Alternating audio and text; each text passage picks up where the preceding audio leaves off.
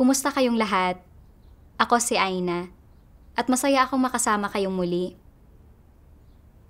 Maraming tao ang nakaranas ng ganitong kalagayan. Kapag natatanggap nila ang biyaya at mga pagpapala ng Diyos, sila ay nagpapasalamat sa Diyos at handang gugulin ang kanilang sarili at magsakripisyo para sa Kanya. Ngunit kapag nakatatagpo sila ng mga kabiguan at hindi umaayon sa kanila ang mga bagay, nagiging negatibo sila at nawawalan ng motibasyon na gawin ang kanilang mga tungkulin. Naranasan na ba ninyong magkaroon ng ganitong pag-uugali? Ngayong araw, gusto kong ibahagi sa inyo ang karanasan ng isang sister. Noon pa man ay masigasig siyang gawin ang kanyang tungkulin. Ngunit nang malaman niyang may diabetes siya at lahat ng kanyang 3 anak ay nagkaroon ng influenza A, hindi niya maiwasang magreklamo kung bakit hindi siya pinrotektahan ng Diyos. Nagsimula pa nga niyang panghinayangan ang kanyang mga pagugol at pagsasakripisyo. Anong maling pananaw na pinagbabatayan ng kanyang paghahangad ang nakatago sa likod ng kanyang pagkanegatibo at mga reklamo? Anong mga aral ang natutunan niya sa pagdanas ng karamdamang ito? Gusto niyo bang malaman? Pakinggan natin ang kanyang karanasan. Ang pamagat ng artikulo ay, "May natutunan akong aral mula sa karamdaman."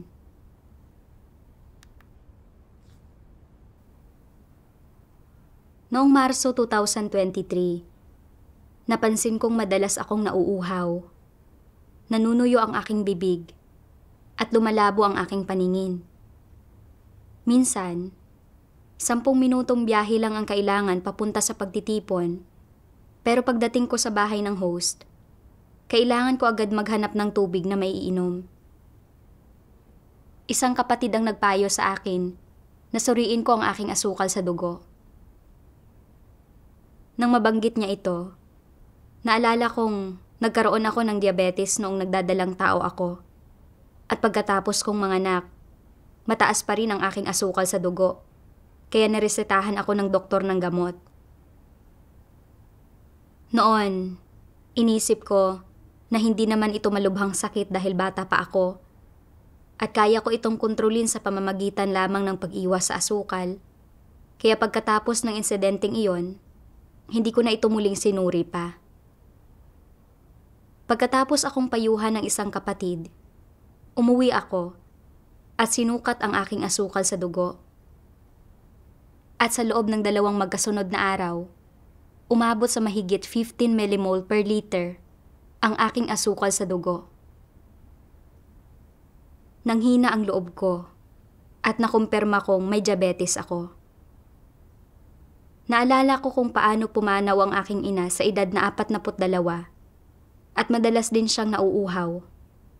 Kaya naisip kong baka naman ako ang diabetes at hindi ko maiwasang matakot na baka maaga akong mamatay tulad ng aking ina.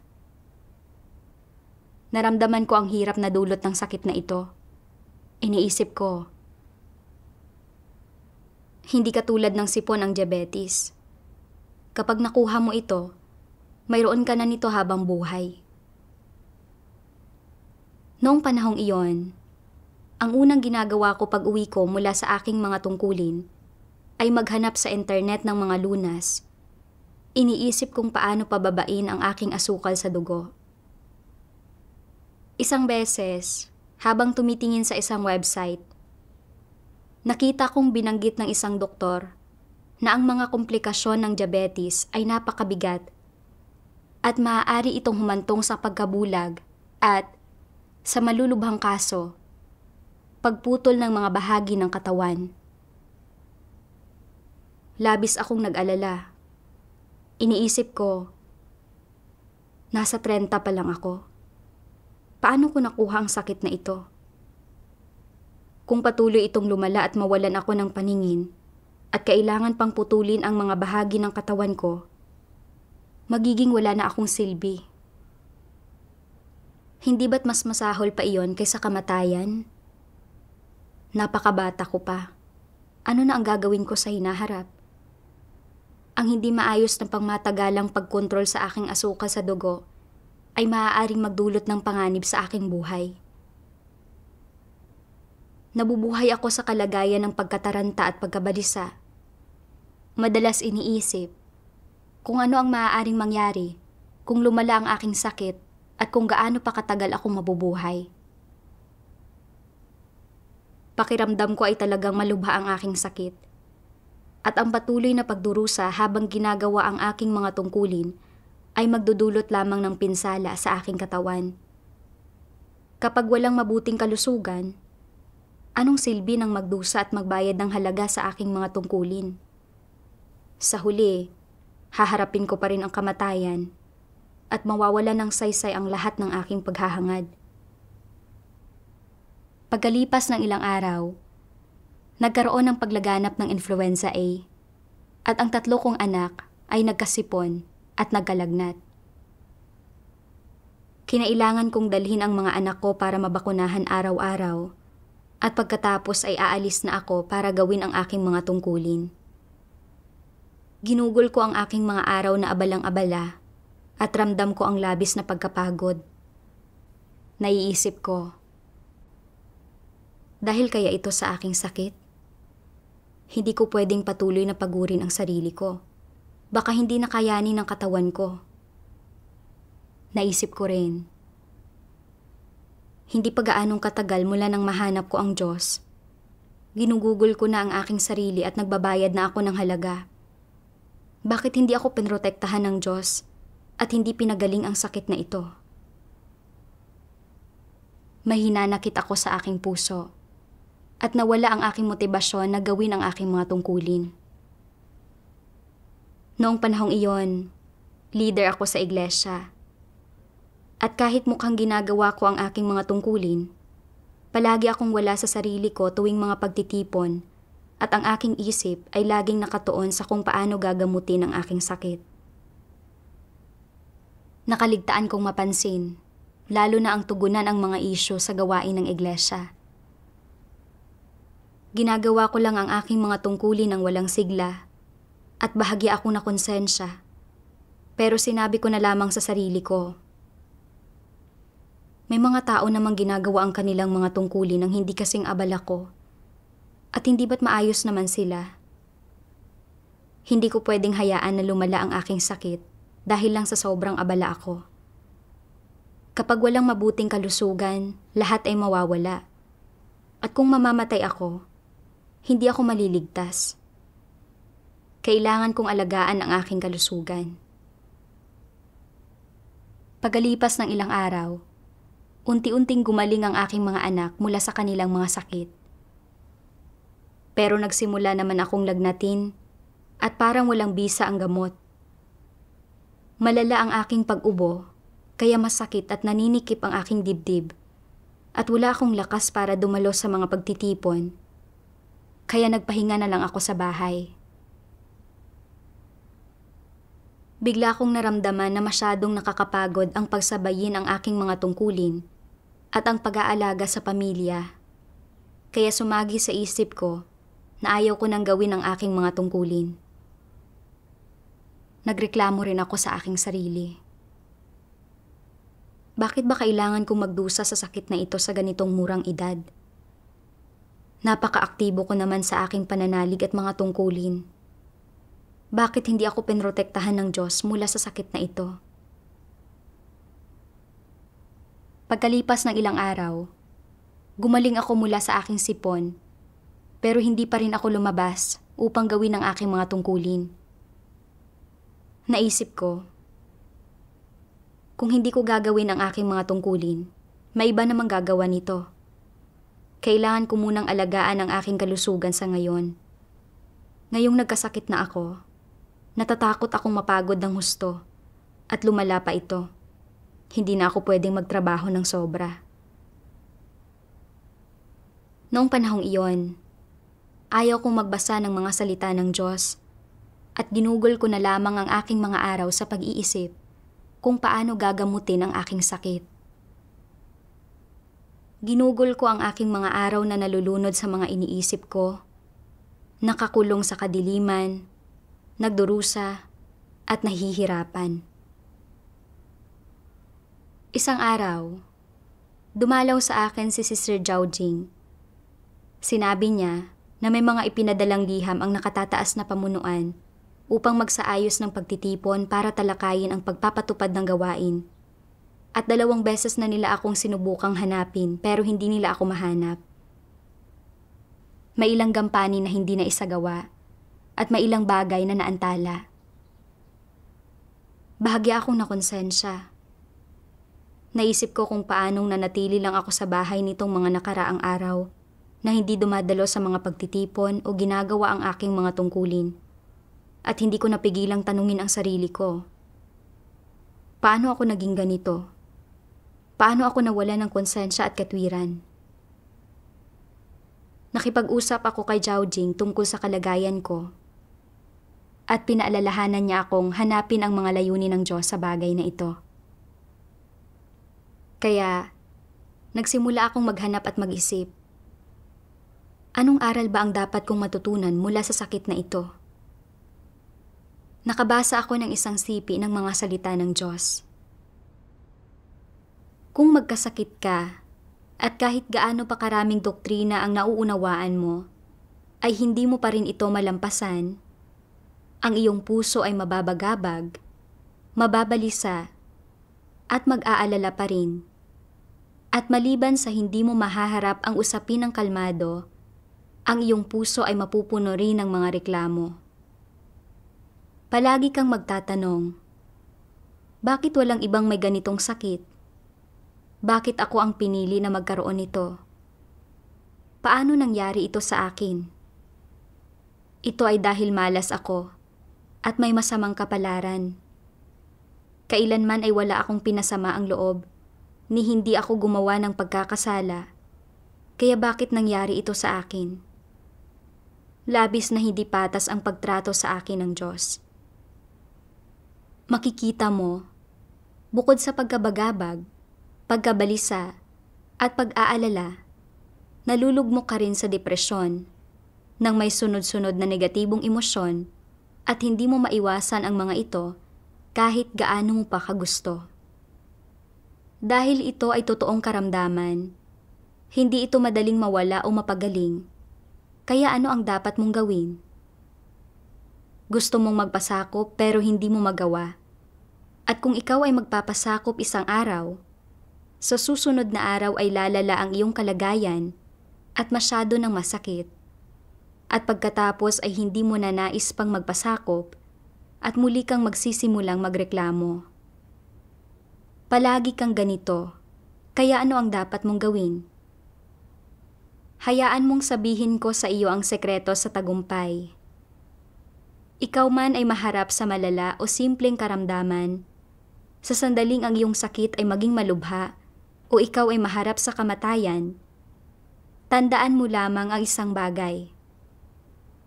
Huwag mong katakutan ang kamatayan. Kahit pa ikaw ay nasa mga huling yugto na ng cancer, kahit pa napakalaki ng posibilidad na mamatay sa iyong partikular na karamdaman, huwag mong katakutan ang kamatayan. Gaano man katindi ang iyong pagdurusa, kung ikaw ay natatakot sa kamatayan, hindi ka magpapasakop. May mga taong nagsasabi, nang marinig kong sinabi mo ito, nakadama ako ng inspirasyon at may mas magandang ideya pa ako. Bukod sa hindi ako matatakot sa kamatayan, magmamakaawa pa akong makamit iyon. Hindi ba't mas magiging madali kapag ganoon? Bakit ka magmamakaawang mamatay? Ang pagmamakaawang mamatay ay isang sukdulang ideya, samantalang ang hindi katakutan ang kamatayan ay isang makatwirang saloobin na dapat taglayin. Tama ba iyon? Ano ang tamang saloobin na dapat mong taglayin upang hindi mo katakutan ang kamatayan?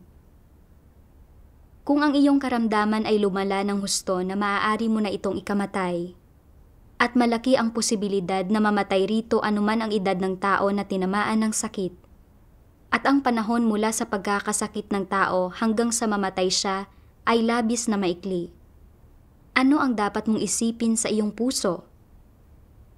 Hindi ko dapat katakutan ang kamatayan, ang lahat naman ay namamatay sa huli. Gayunpaman, Ang magpasakop sa Diyos ay isang bagay na hindi magawa ng karamihan sa mga tao at magagamit ko ang karamdamang ito upang maisagawa ang pagpapasakop sa Diyos. Dapat akong magkaroon ng kaisipan at saloobing nagpapasakop sa mga pamamatnugot at pagsasaayos ng Diyos at hindi ko dapat katakutan ang kamatayan. Ang mamatay ay madali, higit na mas madali kaysa mabuhay. Maaaring ikaw ay labis na nasasaktan at hindi mo ito namamalayan at sa sandaling pumikit ang iyong mga mata, humihinto ang iyong paghinga, lumilisan ang iyong kaluluwa mula sa katawan at ang iyong buhay ay nagwawakas. Ganito mamatay, ganito ito kasimple. Ang hindi katakutan ang kamatayan ay isang saloobing dapat taglayin. Bukod dito, hindi mo dapat alalahanin kung lalala ba ang iyong sakit o hindi, o kung mamamatay ka ba kapag hindi ka magagamot, o kung gaano pa katagal bago ka mamatay, o kung anong kirot ang mararanasan mo kapag dumating na ang oras ng kamatayan. Hindi mo dapat alalahanin ang mga bagay na ito. Ito ay mga bagay na hindi mo dapat alalahanin. Ito ay sapagkat darating ang araw na iyon at darating iyon sa partikular na taon, buwan at araw. Hindi mo ito mapagtataguan at hindi mo ito matatakasan. Ito ang iyong kapalaran. Ang iyong di umano'y kapalaran ay pauna ng itinakda ng Diyos at isinaayos na niya. Ang haba ng iyong mga taon at ang edad mo at ang oras kung kailan ka mamamatay ay naitakda na ng Diyos. Kaya ano ang inaalala mo? Maaari mo itong alalahanin pero wala itong mababago. Maaari mo itong alalahanin ngunit hindi mo ito mapipigilang mangyari. Maaari mo itong alalahanin ngunit hindi mo mapipigilan ang pagdating ng araw na iyon. Sa makatwid, ang iyong pag-aalala ay walang kabuluhan at ang idinudulot lamang nito ay ang pabigatin palalo ang pasanin mo sa iyong karamdaman. Matapos kong basahin ang mga salita ng Diyos, naunawaan ko na walang saysay na matakot sa kamatayan at mag-alala kapag nakararanas ng sakit. Kailangan kong matutong magpasakop sa kataas-taasang kapangyarihan ng Diyos sa bagay na ito. Itinakda na ng Diyos kung kailan mamamatay ang mga tao at walang sino man ang makakatakas dito. Hindi mababago ng pag-aalala ang kahit ano at lalo lamang itong magdadala ng mas mabibigat na pasanin sa sarili. Sa pagninilay ko sa aking sakit, napagtanto kong hindi ako nananampalataya sa kataas-taasang kapangyarihan ng Diyos. Wala akong tamang mentalidad o saloobin na magpasakop sa mga pamamatnugot at pagsasaayos ng Diyos. At nag-aalala ako na kung hindi makokontrol ang aking diabetes, maaari itong humantong sa iba't ibang komplikasyon. At na, kung lalala ito, maaari akong mabulag, maputulan ng mga bahagi ng katawan, o mamatay pa nga. Labis akong natakot. Naisip ko rin kung paanong namatay ang aking ina sa edad na 42. Mamamatay rin ba ako ng maaga tulad ng aking ina? Nakaramdam ako ng matinding sakit at paghihirap sa puso ko. Lubusan na akong nilamon ng aking sakit at hindi ko na inisip ang aking mga tungkulin. Ginugol ko ang aking mga araw sa paghahanap ng mga lunas na magagawa sa bahay para magamot ang aking sakit. At hindi ako naniwala na ang kalubhaan ng sakit na ito at kung mamamatay ba ako ay itinakda ng Diyos. Ang buhay at kamatayan ng isang tao ay matagal nang itinakda ng Diyos. Kung mamamatay ba ako ay isang bagay na hindi ko matatakasan at walang saysay ang mag-alala o matakot tungkol dito. Kailangan kong magsanay na magpasakop sa mga pamamatnugot at pagsasaayos ng Diyos sa pamamagitan ng sakit na ito. Ito ang tamang mentalidad at saloobin na dapat kong taglayin. Hindi ko dapat katakutan ang kamatayan at hindi ko rin dapat talikuran ang aking mga tungkulin dahil sa aking sakit. Isang araw, nanood ako ng isang video ng patotoong batay sa karanasan na pinamagatang ibinunyag ako ng pagkakaroon ng COVID. Sa video, may isang sipi ng mga salita ng Diyos na tunay na nagbigay inspirasyon sa akin.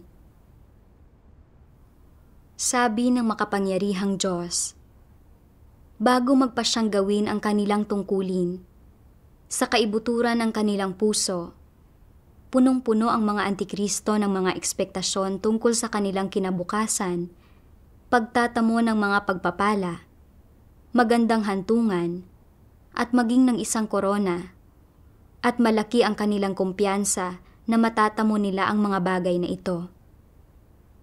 Pumapasok sila sa sambahayan ng Diyos para gawin ang kanilang tungkulin ng may gayong mga intensyon at adhikain. Kaya, nakapaloob ba sa paggampan nila ng tungkulin ang sinseridad, tunay na pananalig, at katapatan na hinihingi ng Diyos? Sa puntong ito, hindi pa makikita ng isang tao ang kanyang tunay na katapatan, pananalig, o sinseridad dahil nagkikimkim ang lahat ng isang ganap na transaksyonal na pag-iisip bago nila gawin ang kanilang mga tungkulin. Lahat ay nagdedesisyon na gawin ang kanilang tungkulin batay sa kanilang mga hilig at batay rin sa paunang kondisyon ng kanilang nag-uumapaw na mga ambisyon at pagnanais. Ano ang intensyon ng mga antikristo sa paggawa sa kanilang tungkulin? Ito ay upang makipagkasunduan, para makipagpalitan. Masasabi na ito ang mga kondisyon na itinatakda nila para sa paggawa ng tungkulin. Kung gagawin ko ang aking tungkulin, dapat akong magtamo ng mga pagpapala at magkaroon ng magandang hantungan. Dapat kong makamit ang lahat ng pagpapala at pakinabang na sinabi ng Diyos na inihanda para sa sangkatauhan. Kung hindi ko makakamit ang mga ito, hindi ko gagawin ang tungkuling ito. Pumapasok sila sa sambahayan ng Diyos para gawin ang kanilang tungkulin ng may mga gayong intensyon, ambisyon, at pagnanais. Tila mayroon silang kaunting sinseridad at syempre, para sa mga bagong mananampalataya at sa mga kakasimula pa lang na gawin ang kanilang tungkulin, maaari din itong tawagin na kasigasigan. Ngunit walang tunay na pananalig o katapatan dito. Mayroon lamang antas ng kasigasigan. Hindi ito matatawag na sinseridad. Kung pagbabatayan ang saloobing ito ng mga antikristo sa paggawa sa kanilang tungkulin, ito ay ganap na transaksyonal at puno ng kanilang mga pagnanais sa mga pakinabang tulad ng pagtatamo ng mga pagpapala, pagpasok sa kaharian ng langit, pagkakamit ng korona, at pagtanggap ng mga gantimpala. Kaya, sa panlabas, bago mapatalsik, mukhang maraming antikristo ang gumagawa ng tungkulin nila at mas marami na nga silang tinalikuran at pinagdusahan kaysa sa karaniwang tao. Ang iginugugol nila at ang halagang ibinabayad nila ay kapantay ng kay Pablo at hindi rin masasabi na hindi sila gaanong abala kumpara kay Pablo. Isa itong bagay na nakikita ng lahat.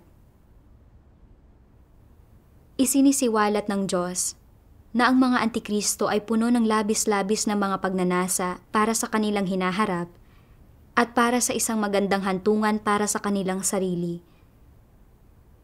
Ginagawa nila ang kanilang mga tungkulin ng may ganoong mga layunin para lamang magkamit ng mga pagpapala nang walang anumang sinseridad o katapatan. Nang ikumpara ko ito sa aking sarili, napagtanto kong ang paraan ng aking paghahangad ay katulad ng sa isang antikristo.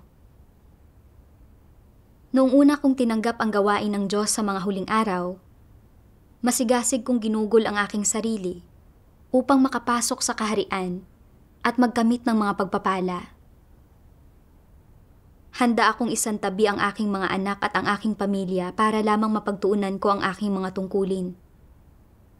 Pero nang makita ko kung gaano kataas ang aking asukal sa dugo, at dahil alam kong maaari itong humantong sa malulubhang komplikasyon, Lubos na nagbago ang aking saloobin sa aking mga tungkulin at isinantabi ko na lamang ang mga ito. Napagtanto kong ang layunin ko sa paggawa ng aking mga tungkulin ay ang subukang makipagtawaran sa Diyos. At nang mabigo ang aking pag-asang makatanggap ng mga pagpapala, tinalikuran ko ang aking mga tungkulin at ipinagkanulo ko ang Diyos. Pinakakinamumuhian ng Diyos ang pagkakanulo, pero iyon mismo ang ginawa ko. Labis akong nakadama ng pagsisisi. Naisip ko si Pablo na mahigpit na pinanghawakan ang mga salitang ito. Nakipagbaka na ako ng mabuting pakikibaka. Natapos ko na ang aking takbo. Iningatan ko ang pananalig. Buhat ngayon ay natataan sa akin ang putong ng katuwiran. Ang lahat ng kanyang pagugol, mga paghihirap, at mga sakripisyo ay upang magkamit ng mga pagpapala at korona at hindi para sa layunin na gumawa ng mga tungkulin ng isang nilikha. Dahil mali ang kanyang landas, sinubukan niyang makipagtawaran sa Diyos sa bawat pagkakataon at sa huli, sinalungat niya ang disposisyon ng Diyos at pinarusahan siya ng Diyos. Ginugol ko rin ang aking sarili bilang kapalit ng mga pagpapala na pagmamanipula sa Diyos.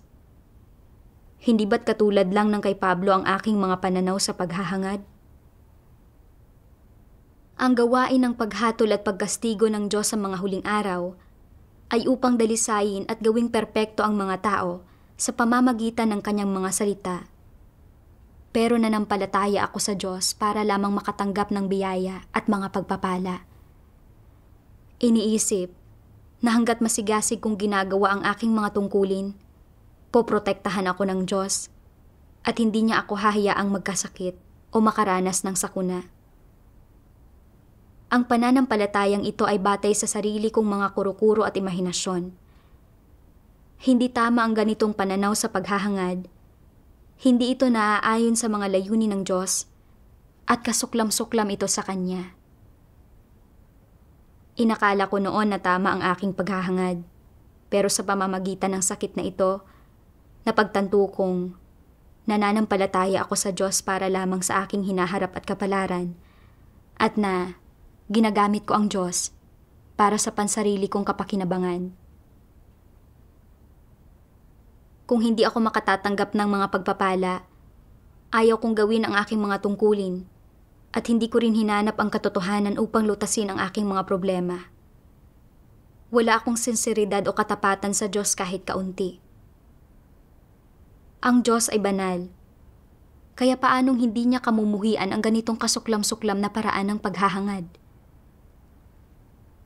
Sa pagbabalik tanaw ko ngayon, kung hindi ko naranasan ang pagbubunyag ng sakit na ito, hindi ko sana napagnilayan ang sarili ko o napagtantong mali ang naging paghahangad ko. Kalaunan, nakatagpo ako ng isang sipi ng mga salita ng Diyos na tunay na nakatulong sa akin. Sabi ng makapangyarihang Diyos, kapag ang mga tao ay hindi malinaw na nakikita, nauunawaan, natatanggap, o nakapagpapasakop sa mga kapaligirang pinamamatnugutan ng Diyos at sa kanyang kataas-taasang kapangyarihan, at kapag ang mga tao ay nahaharap sa iba't ibang paghihirap sa kanilang pang-araw-araw na buhay, o kapag ang mga paghihirap na ito ay lampas na sa kayang tiisin ng pangkaraniwang tao, hindi nila namamalayan na nakadarama sila ng iba't ibang uri ng pag-aalala at pagkabalisa, at maging ng pagkabagabag. Hindi nila alam kung ano ang mangyayari bukas, o sa susunod na araw, o kung ano ang mangyayari sa mga bagay-bagay sa mga susunod na ilang taon, o kung ano ang kanilang magiging hinaharap, kaya sila ay nababagabag, nababalisa, at nag-aalala sa kung ano-anong bagay. Ano ang konteksto kung saan ang mga tao ay nababagabag, nababalisa, at nag-aalala sa kung ano-anong bagay? Ito ay ang hindi nila paniniwala sa kataas-taasang kapangyarihan ng Diyos. Ibig sabihin, hindi nila magawang maniwala at lubos na maunawaan ang kataas-taasang kapangyarihan ng Diyos. Kahit pa makita ito ng sarili nilang mga mata, hindi pa rin nila ito mauunawaan o paniniwalaan. Hindi sila naniniwala na hawak ng Diyos ang kataas-taasang kapangyarihan sa kanilang kapalaran. Hindi sila naniniwala na ang kanilang buhay ay nasa mga kamay ng Diyos. At kaya, umuusbong sa kanilang puso ang kawalan ng tiwala sa kataas-taasang kapangyarihan at mga pagsasaayos ng Diyos.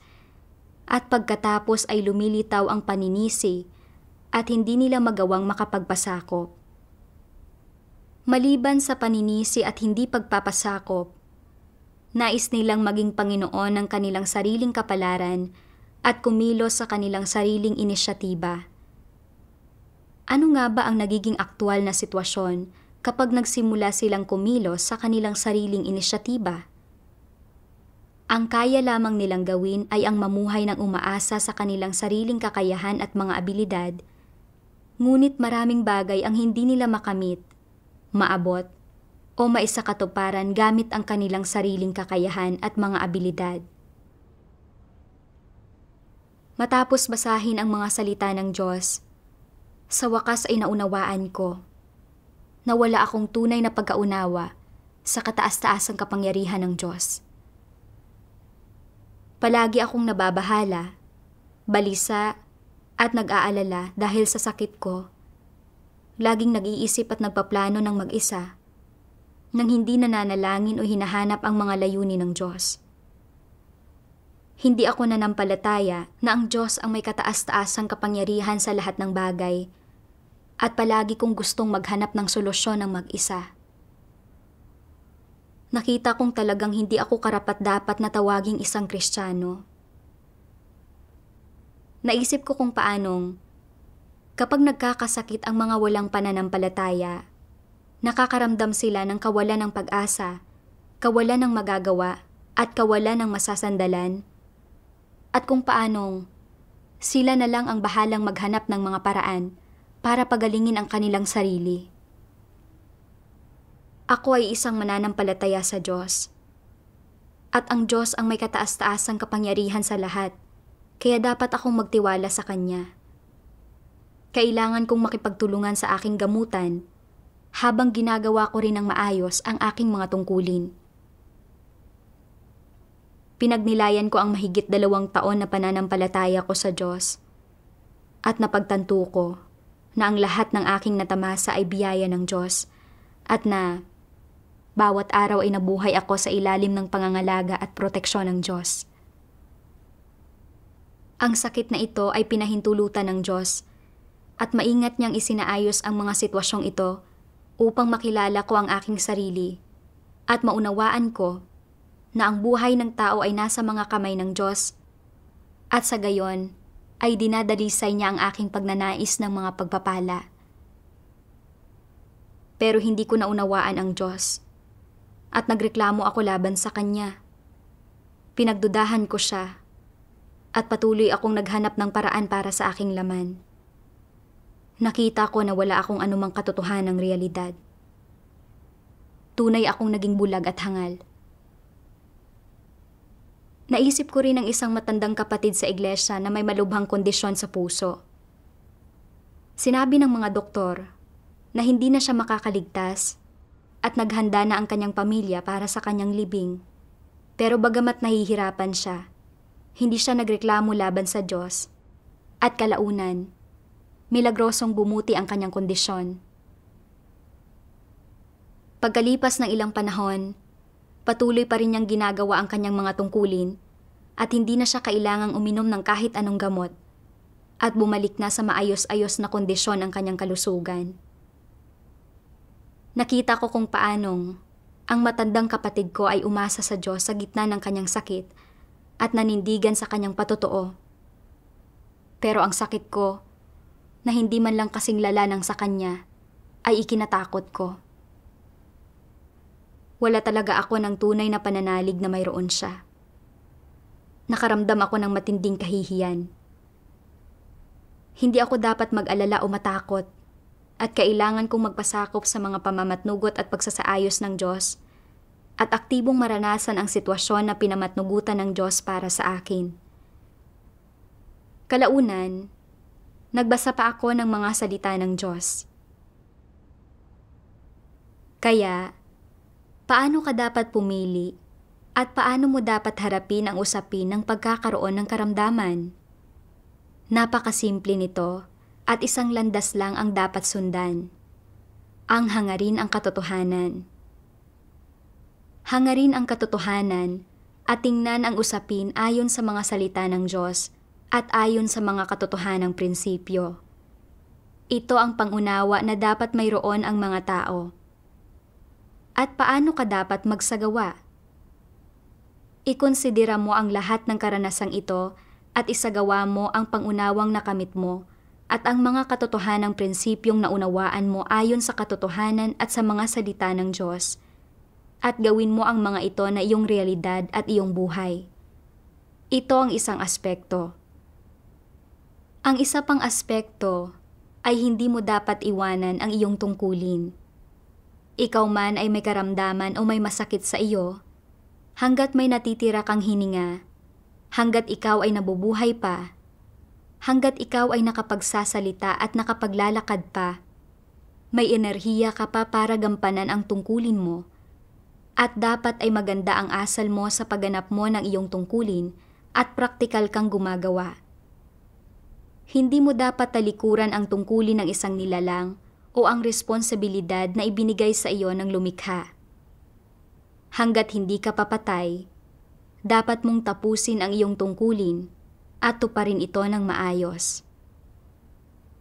Walang kaugnayan sa pagitan ng tungkulin ng tao at kung siya ay nakatatanggap ng mga pagpapala o nagdurusa ng kasawian. Ang tungkulin ay kung ano ang nararapat tuparin ng tao. Ito ang tungkuling bigay sa kanya ng langit at hindi dapat umasa sa gantimpala, mga kondisyon o mga dahilan. Saka lamang niya nagagawa ang kanyang tungkulin. Ang pagtanggap ng mga pagpapala ay tumutukoy sa kapag nagawang perpekto at nagtamasa ng mga biyaya ng Diyos ang isang tao matapos magdanas ng paghatol. Ang magdusa sa kasawian ay tumutukoy sa kapag ang disposisyon ng isang tao ay hindi nagbago matapos siyang magdanas ng pagkastigo at paghatol. Hindi niya nadanas na magawang perpekto, kundi maparusahan. Ngunit nakatatanggap man sila ng mga pagpapala o nagdurusa sa kasawian, dapat tuparin ng mga nilikha ang kanilang tungkulin, gawin ang dapat nilang gawin, at gawin ang kaya nilang gawin. Ito ang pinakamaliit na bagay na dapat gawin ng isang taong naghahangad sa Diyos. Hindi mo dapat gawin ang iyong tungkulin para lamang makatanggap ng mga pagpapala, at hindi ka dapat tumangging kumilos dahil sa takot na magdusa ng kasawian. Sasabihin ko sa inyo ang isang bagay na ito. Ang pagganap ng tao sa kanyang tungkulin ang dapat niyang gawin, at kung hindi niya kayang gampanan ang kanyang tungkulin, ito ang kanyang paghihimagsik. Sinabi ng Diyos na hanggat may hininga ang isang tao, dapat niyang gawin ng maayos ang kanyang mga tungkulin at huwag talikuran ang kanyang mga responsibilidad. Dahil ang mga tungkulin ng isang tao, ang bukasyon na ipinagkaloob ng langit at isa itong ibinigay na gawain ng Diyos. Kahit ano pa ang kalagayan ko, kailangan kong gawin ng maayos ang aking tungkulin dahil ito ay ganap na likas at may katwiran. Naunawaan ko rin na ang aking mga tungkulin ay walang kinalaman sa pagtanggap ko ng mga pagpapala o pagdurusa ng kamalasan.